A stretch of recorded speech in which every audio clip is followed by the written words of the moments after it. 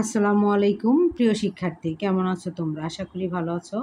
তো আজ আমি তৃতীয় শ্রেণীর প্রাথমিক গণিতের তোমাদের দশম অধ্যায়ের 105 পৃষ্ঠার গণিতের সমাধান করে দিব। তো দেখো, এখানে 105 পৃষ্ঠায় লেখা আছে হিসাব করি। দেখো, এই যে 5 পয়সা যোগ 5 পয়সা যোগ 10 পয়সা যোগ 25 পয়সা যোগ 3 টাকা। এখন টাকা এবং এগুলো হচ্ছে পয়সা। তো আমরা কিভাবে যোগ করব?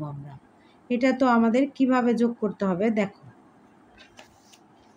এই যে ভালো করে বুঝতে হবে, টাকা এবং পয়সার ঘরটা তোমাদের ঠিক করে বসাতে হবে। এখন দেখো, আমি এখানে রাফ করে নিয়েছি, কারণ রাফ না করলে তো তোমরা বুঝতে পারবে না, এজন্য। এখন দেখো, এখানে বলছে 5 পয়সা, তো আমার কি করতে হবে? শূন্য, যদি এটা কিন্তু 50 বললে হতো 5 আর হচ্ছে শূন্য, এভাবে হতো, কিন্তু শুধু 5 পয়সা বলেছে, এজন্য আমি দশমিকের পরে এই যে দেখো একটা শূন্য দিতে হবে, তারপরে 5 লিখতে হবে। তারপরে দেখো, এখানে আবারও 5 পয়সা, তাহলে এখানে আমি আবারও 5 পয়সা লিখলাম 0.05। তারপরে আছে 10 পয়সা, তারপরে এখানে দেখো 0. এই যে 10, তার মানে 10 লিখলাম।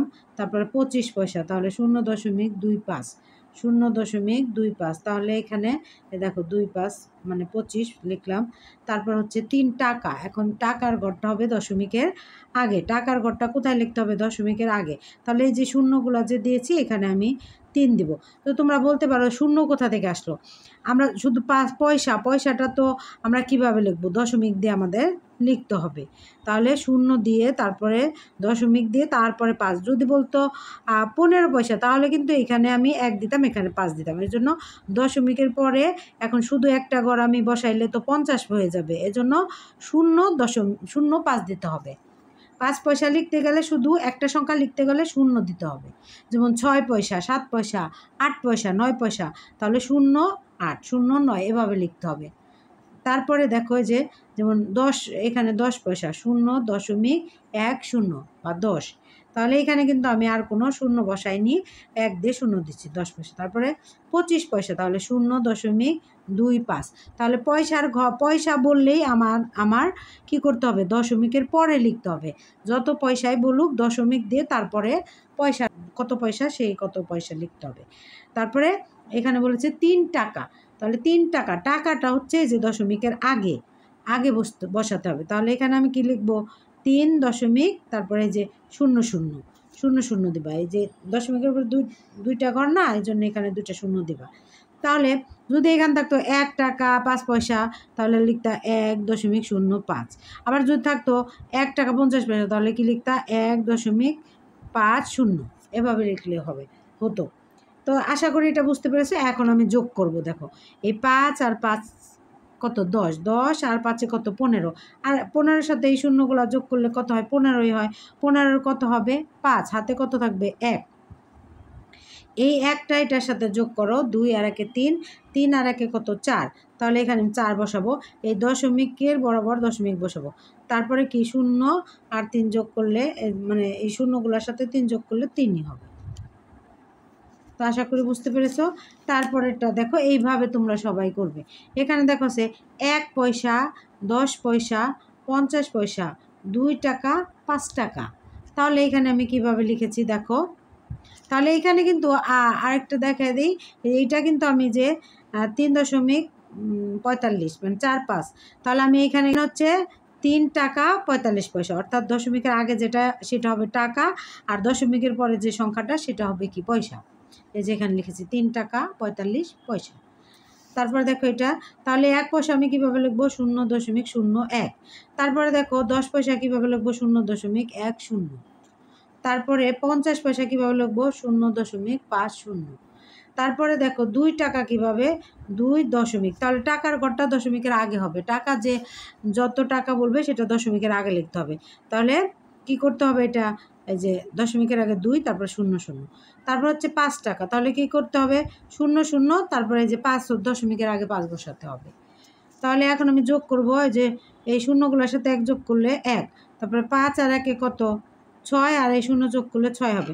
তাহলে 5 আর 2 কত? 7। তাহলে এই যে 0-র সাথে যোগ করলে 7ই হবে। তারপরে দেখো 20 টাকা 25 পয়সা যোগ 50 পয়সা যোগ 30 টাকা। তাহলে এখানে দেখো কি করতে হবে, এই যে দেখো এখানে 20 টাকা, তাহলে টাকার ঘর আমি দশমিকের আগে লিখবো টাকা, দশমিকের আগে কি করতে হবে টাকা, তাহলে দশমিকের আগে 20 লিখলাম, তারপর দশমিক দিয়ে 00। তারপর দেখো 25 পয়সা, তাহলে 0.25 লিখলাম।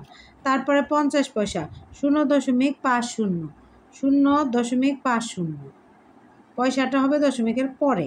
আর টাকায় যেখানে বলছে 30 টাকা, তাহলে টাকা কোথায় বসবে, এই দশমিকের আগে টাকা বসাবো। আর দশমিকের পরে কোনো পয়সা নাই, শুধু 30 টাকা, এজন্য কোনো পয়সা না থাকলে 00 দেবো, অথবা খালিও রাখতে পারবো, কিন্তু দশমিকের আগে 30 বসাতে হবে। এখন আমি যোগ করব, দেখো 0 আর 5 যোগ করলে কত 5, এখন 5 আর 2 যোগ করলে কত 7। এখন দশমিক বসালাম, আর 00 যোগ করলে 0ই হবে, আর 3 আর 2 যোগ করলে কত হবে 5 হবে। তাহলে এখানে কত হলো, দশমিকের আগেটা হচ্ছে টাকা 50 টাকা, আর দশমিকের পরে যেটা সেটা হচ্ছে পয়সা 50 টাকা 75 পয়সা। তাহলে যে এখানে আমি লিখবো 50 টাকা 75 পয়সা। দেখো আগেরটাও কিন্তু এই যে 7 টাকা 61 পয়সা আমি লিখেছি, 7 টাকা 61 পয়সা, এই যে দশমিকের আগে হচ্ছে 7 61। তো এটাও আশা করি বুঝতে পেরেছো। তারপরেরটা দেখো, তারপরে যে এখানে দেখো 5 পয়সা 25 পয়সা যোগ 10 টাকা যোগ 2 টাকা যোগ 10 টাকা, 10 পয়সা। এখন দেখো এখানে দেখো কি আছে, 5 পয়সা যোগ 25 পয়সা যোগ 10 টাকা যোগ 2 টাকা। তাহলে এখানে কি হবে, পয়সা আমরা কীভাবে লিখবো 0.05, অর্থাৎ যদি 5 6 7 8 9 পর্যন্ত হয় তাহলে দশমিকের পরে একটা 0 দিব, তারপরে আমরা ওই সংখ্যাগুলো বসাবো, যেমন 5 হলে 5, 6 হলে 6, 7 হলে 7 এভাবে বসাবো। তারপর দেখো 25 পয়সা, তাহলে কি 0.25 অর্থাৎ 25 লিখবো। তারপরে কি 10 টাকা, তাহলে টাকাটা কোথায় হবে, দশমিকের আগে হবে কিন্তু টাকা বসাবো 10 টাকা, তাহলে দশমিকের পরে 00। তারপর কত 2 টাকা, তাহলে 2.00 টাকা লিখলাম। 10 পয়সা, তাহলে 0. এই যে 10 পয়সাটা হবে দশমিকের পরে।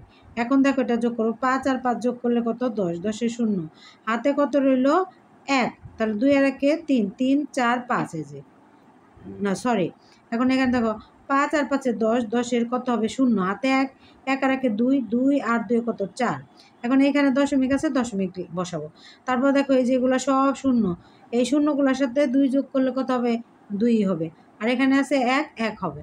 তাহলে এখানে কত হলো, দশমিকের আগে যেটা সেটা হবে টাকা, সেটা লিখবো টাকা, তাহলে 12 টাকা। তারপরে দশমিকের পরে যেটা সেটা হবে পয়সা, তাহলে 12 টাকা 40 পয়সা, 12 টাকা 40 পয়সা।